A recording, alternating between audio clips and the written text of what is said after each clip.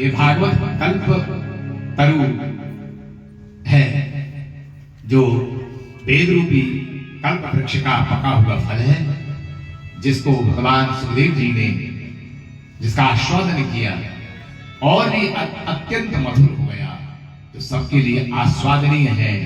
श्रवण के द्वारा आकंठ रसपान करने के लिए कब तक मुँह रहो, बार बार जब तक शरीर में प्राण रहे तब तक इसको पीते रहो, पीते रहो।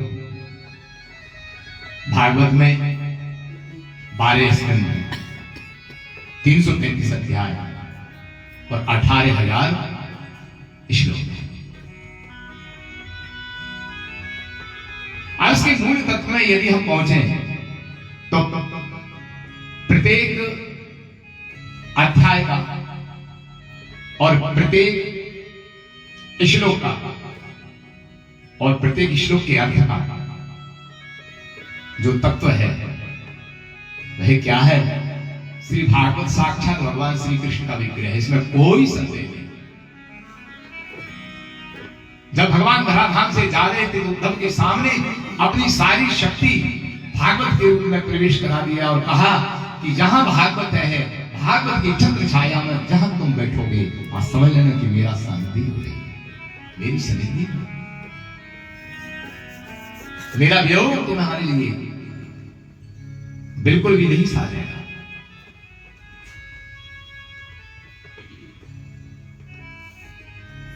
गोपियों ने भी उद्धव से यही बात कही थी। उद्धव से कहती हैं गोपियां कि अरे उद्धव जी, श्री कृष्ण के वियोग में हमारा जीना मुश्किल है।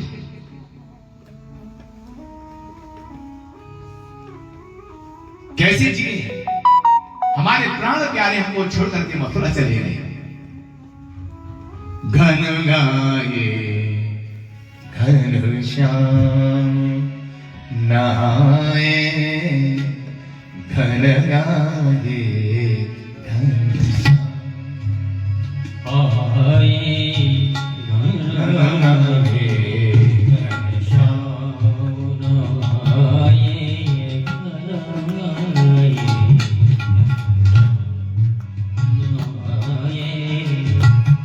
हमें अकेला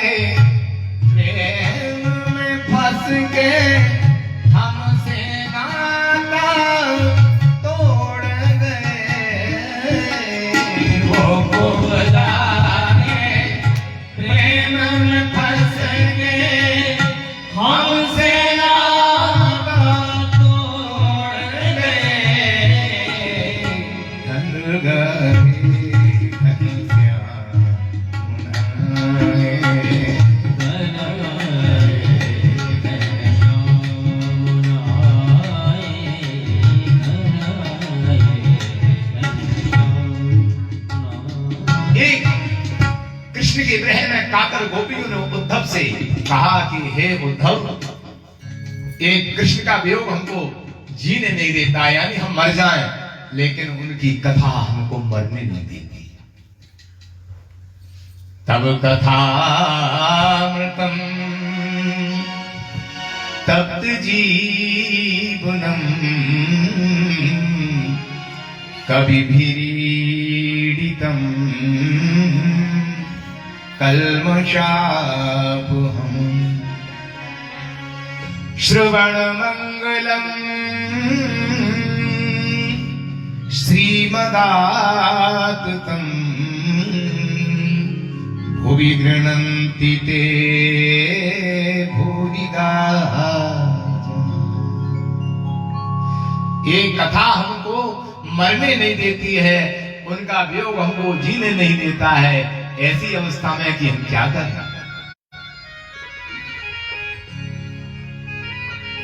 तो ये विरह विदग्ध गोपियों की ये कथा है, इसलिए भागवत को संतों ने वियोग शास्त्र कहा है। गीता योग शास्त्र है, भागवत वियोग शास्त्र है और रामचरित्र मानस प्रयोग शास्त्र है। जीवन का प्रयोग मानस में है, श्री कृष्ण के प्रेम का वियोग भागवत में गोपियों के चरित्र के माध्यम से है, और गीता तो योग है। ऐसी वियोग की उत्कंठा कथा श्रवण करके हो जाए तो समझ लो कथा सार्थक हो गई। एक कृष्ण के प्रेम में ओहन है, पूरी कथा सुनने से नहीं, एक घड़ी याद है, थोड़ा सा सुनने से परमात्मा के प्रति अनुराग, एक संसार से विरक्ति हो ना हो लेकिन परमात्मा में अनुराग। जब अनुराग होगा तो विरक्ति हो ही जाएगी। फिर प्यारे तुम बिन रहो ना जाए, ऐसी अवस्था आ जाए तो जब हम परमात्मा के बिना ना रह सकेंगे तो परमात्मा भी हमारे बिना एक क्षण नहीं रहती। इसलिए ये कथा गोपियों के विरह की कथा है, जो जीने नहीं देती, जो उनको मरने नहीं देती, उनका वियोग जीने नहीं देता है। ऐसी अवस्था है। उसी अवस्था को पाने के लिए बड़े बड़े ऋषि मुनि बंदे नंद स्त्री राम पाद नयन वीक्षण सा यासाम हरिकथोद्गीतम पुनाति भुवनत्रय।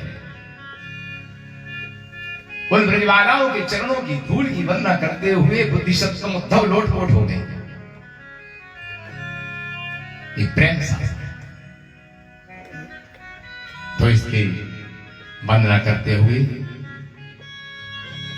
महाराज व्यास जी महाराज ने लिखा है कि श्रीमद् भागवत के विषय में सूत जी महाराज से सौनकादिक मुनियों ने बहुत से प्रश्न पूछे।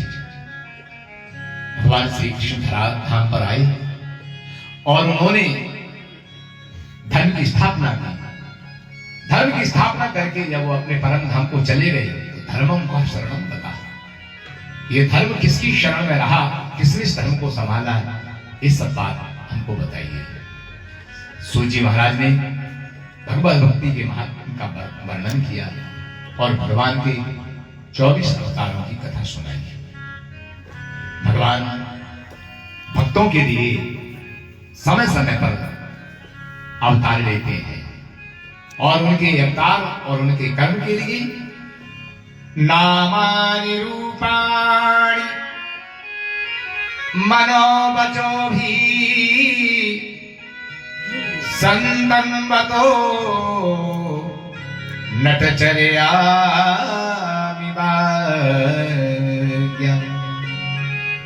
भगवान जैसे नरनाट्य करते हैं और उनकी लीला और उनका गुणानुवाद भक्त सुन करके और कह करके प्रमित हो जाते हैं। ये भगवान के 24 अवतारों के महत्व की चर्चा है। श्रीमद् भागवत व्यास जी महाराज ने नारद जी के कहने से इसका निर्माण किया।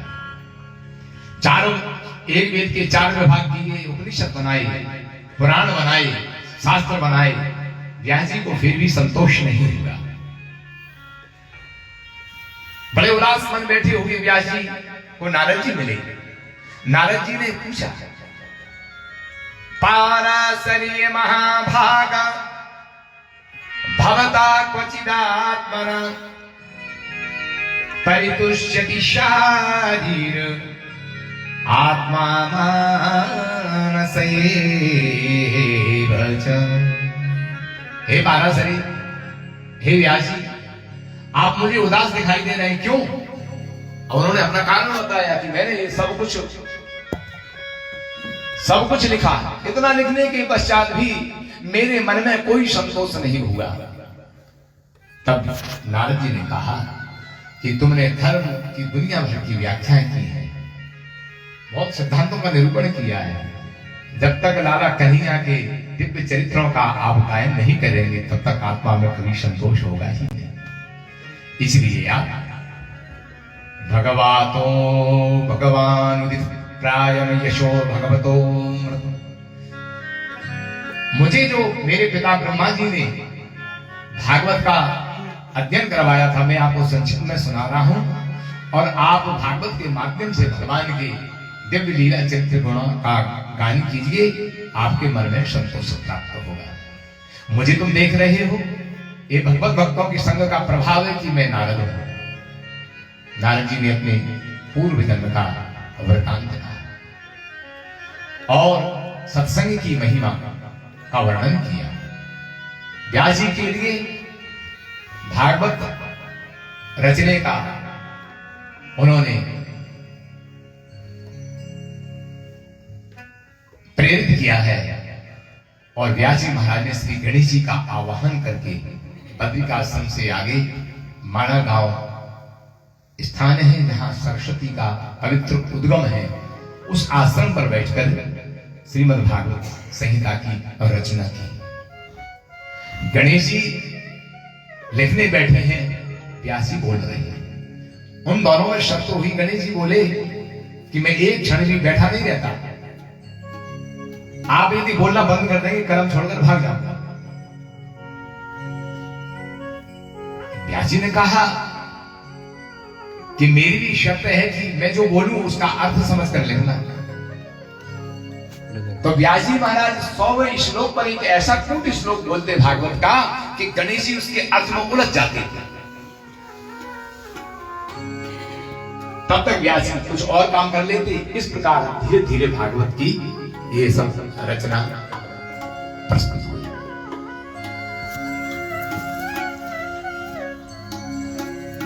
तो मैं निवेदन कर रहा था कि श्रीमद् भागवत साक्षात श्री कृष्ण का वाङ्मय स्वरूप है। इसका प्रत्येक अक्षर भगवान श्री कृष्ण का ही रूप है। और यदि ये कहूं कि श्रीमद् भागवत का प्रत्येक श्लोक श्री कृष्ण है और प्रत्येक श्लोक श्री कृष्ण है, तो श्लोक का अर्थ ही श्री राधा है। राधा इस तरह से मिली हुई है भागवत में। राधा तत्व जैसे श्लोक और श्लोक का अर्थ, श्लोक यदि श्री कृष्ण है तो उसका अर्थ श्री राधा। ये बड़ा अद्भुत समावेश है। ये भागवत की रचना की महाभारत के प्रसंग से। जिस समय महाभारत का युद्ध हो चुका था, भीष्म सरसैया पर पड़े हुए थे और द्रोण का पुत्र अश्वत्थामा, जिसने सोते हुए पांडवों के 5 बालकों की हत्या कर दी थी, द्रौपदी अपने पुत्र के वियोग में बिलख खाती हुई धरती पर गिर पड़ी। उसी समय अर्जुन ने संकल्प किया कि गोविंद, जिस आतताई अश्वत्थामा ने हमारे सूत्र पुत्रों की हत्या की है, मैं जब तक उसका शीश काटकर द्रौपदी को भेंट नहीं कर दूंगा तब तक मैं सुन ही पूछूंगा। और भगवान को रथ में बिठा करके अश्वत्थामा को पकड़ करके अर्जुन लाए, और जैसे ही मारने के लिए उद्यत हुए वैसे ही द्रौपदी ने रोक लिया। द्रौपदी कहती है, अरे आप एक महावीर होकर के ये क्या करने जा रहे हैं? मैं जानती हूं कि एक मां के लिए पुत्र का वियोग कितना कष्टदायी होता है। मैं एक मां हूं, इसलिए मेरे पुत्रों का वियोग मैं समझ रही हूं, और इसकी भी मां है, ये मर जाएगा तो इसकी मां को कितना पीड़ा होगी। और किसी क्षत्रिय के कारण यदि ब्राह्मण कुल में शोक छाता है तो महाराज एक ब्राह्मण की एक आंख की एक बूंद भी, आंसू की एक बूंद भी क्षत्रिय कुल को विनाश करने में समर्थ हो जाती है। इसलिए आप इसको छोड़ दीजिए। अर्जुन के हाथ थम गए, भगवान की ओर देखा। भगवान बोले, ब्रह्मबंधुर्न हन्तव्य, ब्राह्मण को मारो मत, लेकिन आदत आई बगारना, जो आदत आई है वो कैसा ही ब्राह्मण हो उसको तो छोड़ना भी नहीं चाहिए। इसलिए मेरे मत से इसको मार भी दो, छोड़ भी दो। अर्जुन भगवान के मंतव्य को समझ गए और अश्वत्थामा को अपमानित करके उसके मस्तक पर ली हुई मई को ग्रहण करके उसको छोड़ दिया। उसी अश्वत्थामा ने इसका बदला लेने के लिए पांडव को लगा विनाश करने के हेतु उसने पुनः ब्रह्मास्त्र का संधान किया। उत्तरा गर्भवती थी, जिसमें बालक बैठा हुआ था जिसका नाम हुआ परीक्षित। जब भगवान श्री कृष्ण द्वारिका जाने लगे तो ब्रह्मास्त्र का संहार किया उत्तरा के गर्भस्थ शिशु पर, और उत्तरा पाहिमाम कह करके भगवान की ओर दौड़ी। भगवान ने सूक्ष्म रूप धारण करके उसकी नासिका में प्रवेश किया और उत्तरा के गर्भ में बैठा हुआ बालक ब्रह्मास्त्र से जो मृत प्राय हो चुका था उसको पुनर्जीवित करके जीवन दान दिया और 9 महीने उसकी रक्षा करते हैं गर्भ में। दुनिया में ऐसी माता हुई है जिन्होंने भक्तों को जन्म दिया है, और दुनिया में ऐसी भी माता हुई है मेरे भारत में जिन माताओं ने भक्त छोड़ो भगवान को भी अपने उदर में रखा है। और धन्य है उत्तरा। उत्तरा ऐसी मां है जिसने भक्त और भगवान दोनों को अपने उदर में रखा है। यहां 9 महीने परीक्षित रहे और 9 महीने भगवान उसका रक्षा करने के लिए गर्भ में बने रहे। महाराज कुंती आई। कुंती बुआ है भगवान श्री कृष्ण की, और भगवान जब जाने लगे तो कुंती से बोले कि अब मैं द्वारिका जाऊं। अब भैया युधिष्ठिर राजा बन गए हैं, युद्ध समाप्त हो गया है और तुम सुखी हो गए हो और मुझे अब जाने दो। कुंती ने कहा कि गोविंद तुम इसलिए जा रहे हो कि हम सुखी हो गए, और हम सुखी नहीं रहते तो नहीं जाते, तो मुझे एक वरदान देकर के जाओ। मांग लो हुआ। और कुंती ने जो भगवान से वरदान मांगा बड़ा ही अद्भुत। कुंती कहती है कि भगवान यदि आप मेरे ऊपर प्रसन्न हैं और मुझे आप वरदान देना ही चाहते हैं तो मैं केवल इतना मांगती हूं कि मेरे जीवन में विपत्ति के पहाड़ टूटते रहे। भगवान ने कहा कि बुआ ये तुम क्या मांग रही हो? क्या विपत्ति से तुम्हारा अभी मन नहीं भरा है? पूरे जीवन तुम्हारी विपत्ति में हो गया और जब सुख की घड़ियां आई फिर विपत्ति तुम मांग रही हो।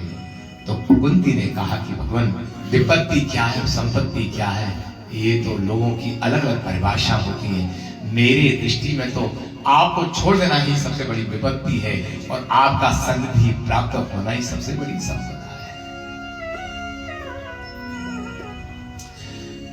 कह हनुमंत विपत्ति प्रभु सोई, कह हनुमंत विपत्ति प्रभु सोई, जब तब सुमिरन भजन न होई, जब तब सुमिरन भजन न होई, जब तब सुमिरन भजन न होई, जब तब सुमिरन भजन न होई। भगवान का स्मरण, भगवान का दर्शन, भगवान की कथा मिलना ही सबसे बड़ी जीवन की संपदा है, और इससे विपरीत हो जाना, इससे विमुख हो जाना ही जीवन की सबसे बड़ी विपत्ति है। यदि हमें सुखी जान करके आप जा रहे हैं तो महाराज इससे बड़ी विपत्ति कुछ नहीं होगी। हमें ऐसी विपत्ति दीजिए कि आप साथ में बने रहें। भगवान रुक गए। किसी ने कहा कि हमारे कारण रुके हैं, किसी ने कहा हमारे कारण रुके हैं, लेकिन भगवान तो भीष्म दादा के कारण रुके हुए थे। उनके प्रयाण का समय आ गया था तो भगवान युधिष्ठिर को लेकर के सम्रांगण में पहुंचे। सरसैया पर लेटे हुए भीष्म दादा ने मृत्यु के समय गोविंद का दर्शन किया। आंखें डगडगा गई।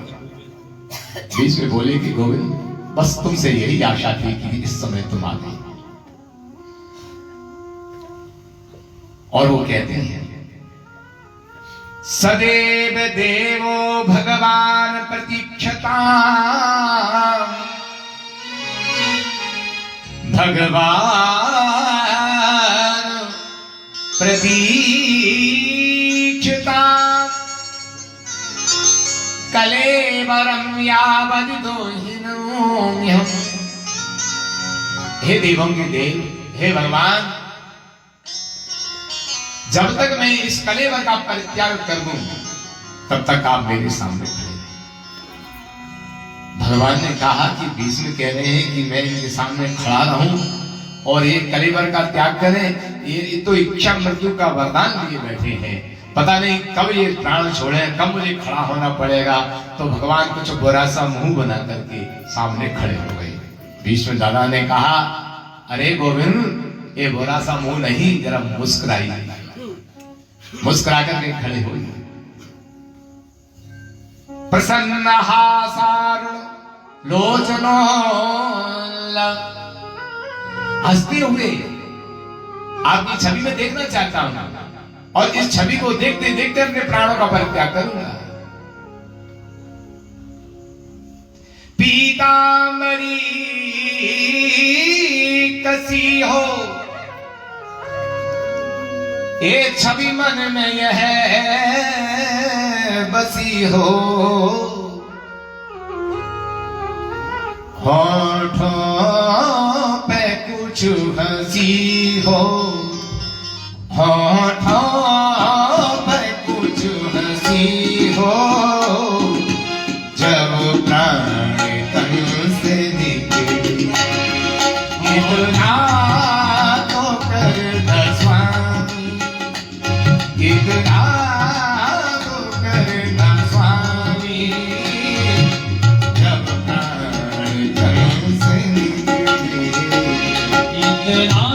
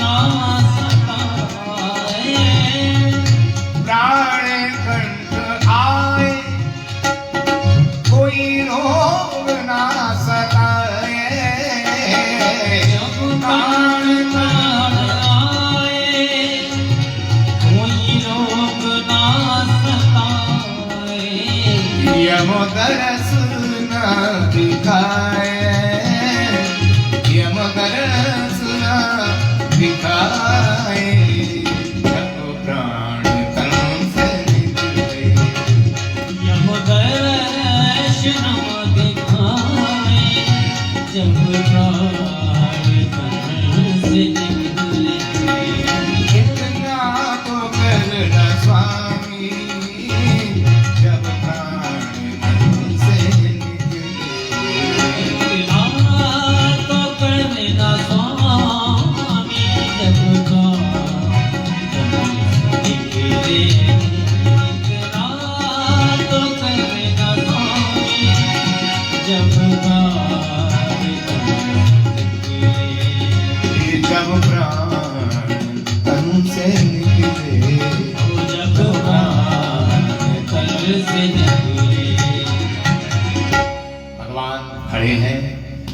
भीष्म दादा ने दान धर्मान, राज धर्मान, मोक्ष धर्मान, विभागशाह सभी धर्मों का निरूपण किया है। स्त्री धर्म का निरूपण किया। वहां बड़ी सुंदर सुंदर चर्चाएं हुई हैं। उत्तरायण आ चुका है। उसी समय भीष्म ने कहा कि भुवन, अब मैं अपने प्राणों का विसर्जन करूं, आप सामने खड़े रहिए। मेरे मन में इति मति रूप कल्पिता वितृष्णा भव। मेरी जो मति है पूरी तरह से वितृष्ण है। कोई तृष्णा नहीं है, कोई आकांक्षा नहीं है, कोई अभिलाषा नहीं है, कोई शिकायत नहीं, बिल्कुल शुद्ध बुद्ध हूं। केवल एक कमी रह गई है, वह मैं पूरी करना चाहता हूं कि मेरी मति यानी मेरी बुद्धि रूपी बेटी का मैंने अभी विवाह संस्कार नहीं किया है। और धन्य है भीष्म जिनकी जो मति है वो कुंवारी कन्या है। ये कुंवारी है, इसने अभी किसी पति का वर्णन नहीं किया है और मैं इसका बाप हूं। मैं अपनी बेटी को हे गोविंद आपके हाथों सौंपना चाहता हूं, आप स्वीकार कीजिए। भगवान ने थोड़ी सी चुटकी दी। हमारा क्या भरोसा, हम तो भगोड़े हैं, अपने प्रण को भूल जाते हैं। मैंने प्रण किया था कि मैं महाभारत में अस्त्र नहीं उठाऊंगा, लेकिन मैंने अपने प्रण को भी भुला दिया है। क्या तुम्हें यह स्वीकार है? तब भीष्म जी कहते हैं, महाराज स्वनिगम अपवहाय मद प्रतिज्ञा मृत सधी कर तुम मुझे याद है जिस समय मैंने प्रण किया था कि आज जो ना हरि को अस्त्र कहा हूं तो राजो गंगा जंगी को शांतनु सुत न कहा। दुर्योधन को भरोसा देने के लिए मैंने कहा था, आज मैंने यदि कृष्ण का प्रण नहीं तोड़वा दिया तो मैं शांतनु पुत्र गंगा पुत्र नहीं कहूंगा। और जब मैंने बाणों की वर्षा की, हाथ विहार कर दिया अर्जुन को, और अर्जुन त्राहि त्राहि मचा उठा, उस वक्त अर्जुन की रक्षा आपने मेरे प्रण की भी रक्षा की और अर्जुन के प्राण की भी रक्षा की। हे गोविंद, मैं जानता हूं कि तुमने अपना प्रण मेरे प्रण की रक्षा करने के लिए तोड़ा था।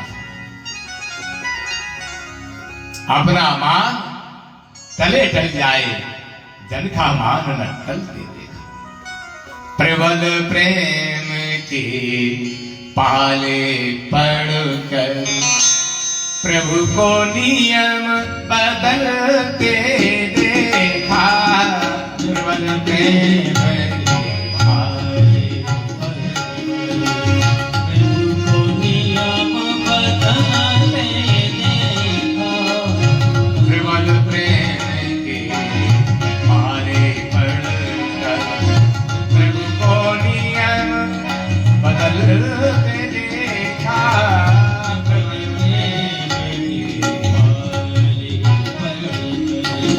प्रभु को नियम बदलते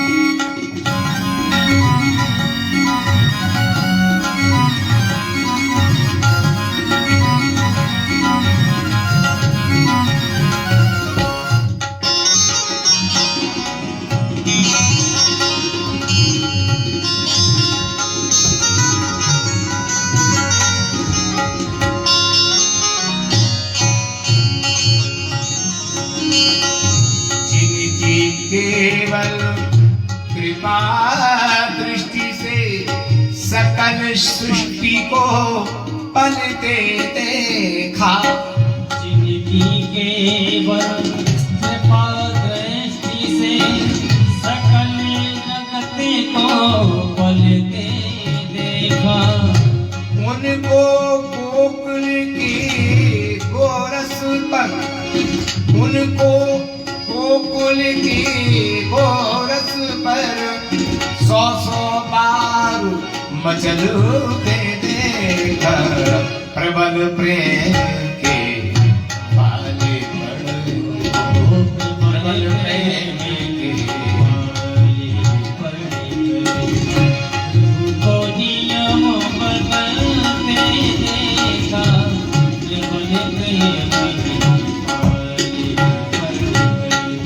प्रबल प्रेम के पाले पड़कर, प्रबल प्रेम के पाले। भगवान अपना प्रण छोड़ देते हैं अपने भक्त के प्रण की रक्षा के लिए। विष्णु कहते हैं कि मैं जानता हूं कि आपने अपना प्रण क्यों छोड़ा है, मुझे ऐसा ही चाहिए, इसलिए मेरी मति आप पर आसक्त हो गई है और आप इसे स्वीकार कीजिए। और कहते कहते भगवान के चरणों में मन लगा करके भीष्म जी ने अपने शरीर का परित्याग किया। गगन मंडल से दुंदुभियां बजने लगी, जय जयकार हुई। बोलिए गंगा पुत्र भीष्म जी महाराज की।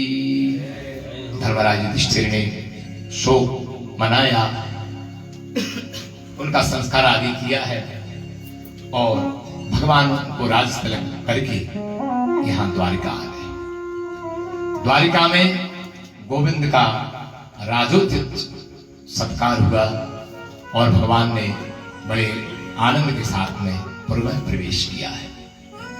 कुछ दिनों के बाद पांडवों का वंशधर उत्तरा के गर्भ से जन्म लेता है और जन्म लेते ही उसका वह देख रहा था कि जो एक ईश्वर तत्व जो मेरी गर्भ में रक्षा कर रहा था वह बाहर नहीं दिखाई दे रहा। सब लोगों को एक परीक्षा की दृष्टि से देख रहा था, तो ब्राह्मण ने उस बालक का नाम परीक्षित रखा।